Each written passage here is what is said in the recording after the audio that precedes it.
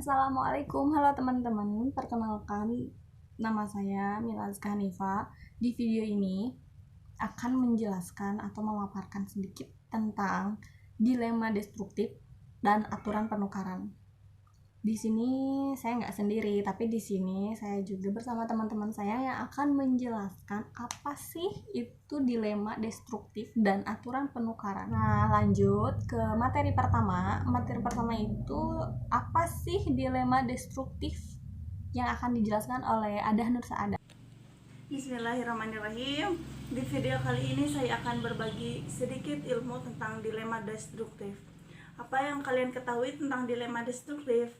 Dilema destruktif adalah nama aturan inferensi logika proporsional yang valid.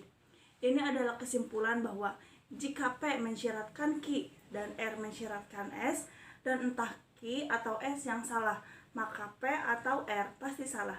Singkatnya, jika dua kondisi adalah benar, tetapi salah satu konsekuensinya salah, maka salah satu anteseden mereka pasti harus salah. Dilema destruktif ini juga merupakan kombinasi dari dua argumen modus tollens. Perhatikan argumen modus tollens tersebut. Contoh, premis 1. Jika aku memberikan pengakuan, aku akan digantung. Dan jika aku tutup mulut, aku akan ditembak mati. Premis 2. Aku tidak akan ditembak mati atau digantung. Maka dari pernyataan di atas dapat disimpulkan bahwa argumen modus tollens di atas adalah salah. Selanjutnya, biar lebih jelas akan dilanjutkan oleh video selanjutnya. Semoga bermanfaat. Nah, untuk contohnya, contoh dari dilema destruktif akan dijelaskan oleh Teh Amalia Hermiati. Dilema destruktif, nama aturan inferensi logika profesional yang valid. Adapun contohnya, permis 1, jika aku memberikan pengakuan, aku akan digantung, dan jika aku tutup mulut, aku akan ditembak mati. Permis 2, aku tidak akan ditembak mati atau digantung. Konklusi, jadi aku tidak akan memberikan pengakuan atau tidak akan tutup mulut. Nah, lanjut ke materi kedua, yaitu aturan penukaran. Apa sih aturan penukaran itu? Akan dijelaskan oleh Teh Eva Komalasari. Membantu kita dalam menguji validitas sebuah argumen, karena tidak semua argumen dapat dibuktikan dengan aturan inferensi. Aturan penukaran adalah suatu aturan yang diterapkan dalam pembuktian validitas argumen, di mana kita akan mengubah sebuah pernyataan menjadi pernyataan lain yang senilai. Ada 10 poin aturan penukaran, diantaranya adalah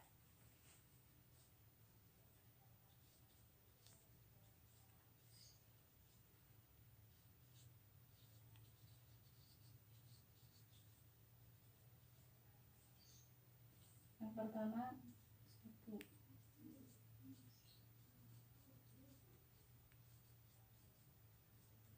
rumusnya adalah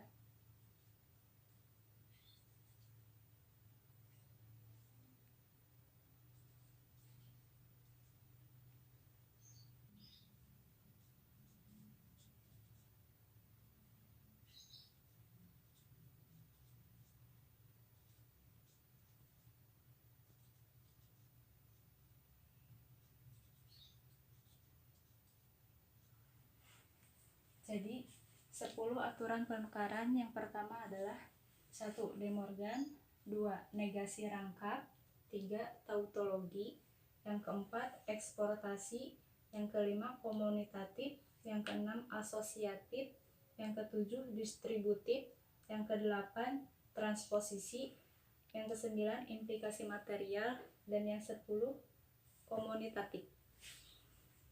Berikut contohnya yang akan dijelaskan oleh Muhammad Arul Khairul Falah. Silahkan. Di sini saya akan membahas tentang penarikan kesimpulan dalam logika matematika. Nah, penarikan kesimpulan itu disebut yang pertama modus ponens. Nah, bagaimana modus ponens itu? Yaitu begini.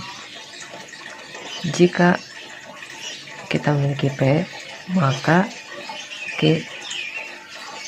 Nah, diketahuinya P, maka apa kesimpulannya? Contoh kalimatnya begini. Jika saya belajar, maka saya pintar.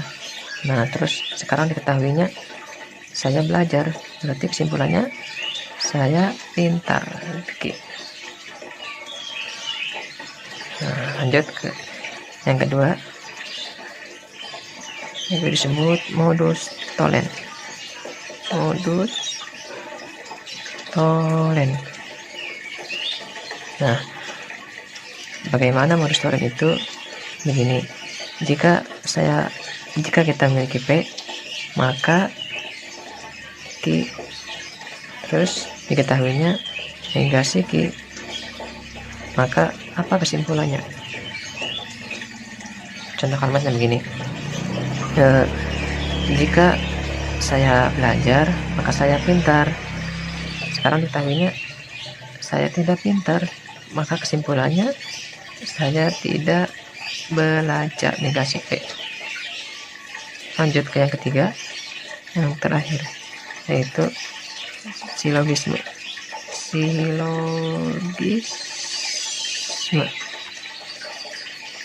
Bagaimana silogisme itu? Yaitu begini.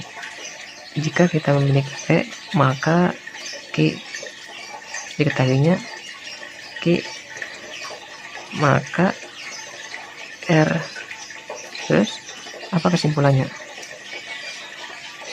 Contoh kalimatnya begini. Jika saya belajar, maka saya pintar. Terus sekarang diketahuinya saya pintar, maka saya sukses. Bagaimana kesimpulannya? Kesimpulannya jika saya belajar, maka pasti saya akan sukses. Begitu. Contoh kalimat yang lain.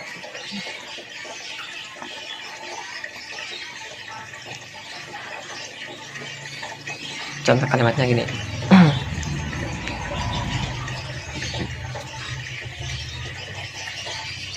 Jika hari ini bulan Ramadan,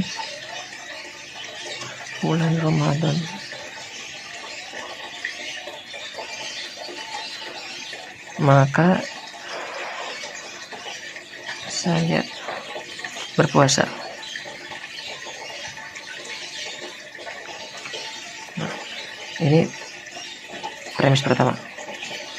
Terus premis keduanya, yang diketahuinya saya tidak berpuasa.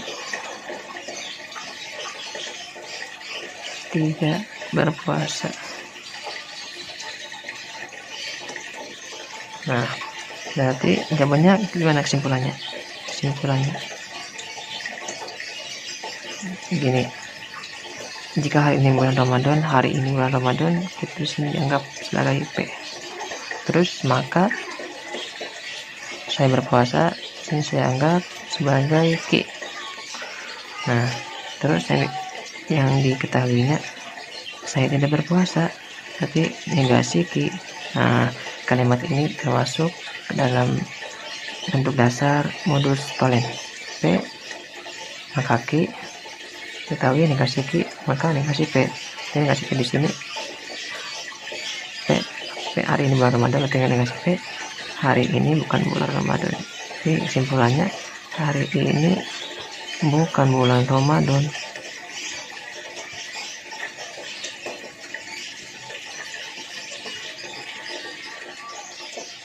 Nah, begitu.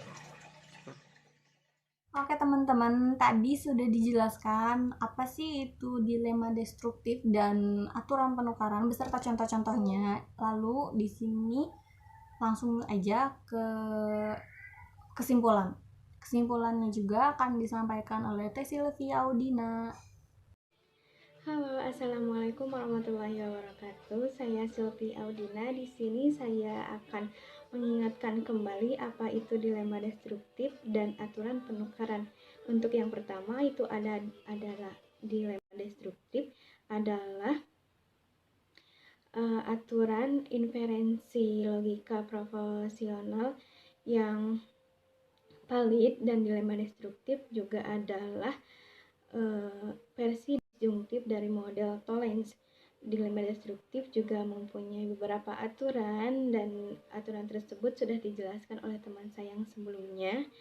Nah, dan untuk yang kedua ada aturan penukaran. Aturan penukaran adalah aturan menukar bentuk proposisi yang keduanya tautologi. Aturan penukaran dapat digunakan untuk pembuktian. Aturan penukaran dapat digunakan untuk pembuktian teorema, dan di dalam aturan penukaran itu ada beberapa aturan, diantaranya yang pertama De Morgan, yang kedua ada komutatif, yang ketiga ada asosiatif, yang keempat ada distributif, yang kelima ada double negasi, yang keenam ada transposisi, yang ketujuh ada material implikasi, yang kedelapan ada material ekuivalen, yang kesembilan ada eksportasi, dan yang kesepuluh ada tautologi. Dan mungkin hanya itu yang dapat saya ingatkan kembali dari teman-teman saya yang sebelumnya. Mudah-mudahan mudah dipahami, dan sekian. Assalamualaikum warahmatullahi wabarakatuh. Teman-teman, tadi sudah dijelaskan apa sih itu dilema destruktif dan aturan penukaran beserta contohnya, dan di akhir tadi ada kesimpulannya. Mohon maaf jika kurang mengerti atau kurang dipahami, karena kita sama-sama belajar, atau mungkin yang teman-teman udah lebih paham atau lebih tahu, atau mungkin tadi ada letak kesalahan, bisa teman-teman komen di bawah apa sih itu yang teman-teman paham dari dilema destruktif dan aturan penukaran. Terima kasih banyak. Jangan lupa di komen tadi yang mungkin teman-teman lebih mengerti atau ada cara lain atau gimana. Jangan lupa di komen, terus di like, di subscribe, di share teman-teman. Jangan lupa di share. Mohon maaf, terima kasih banyak dari kita semua.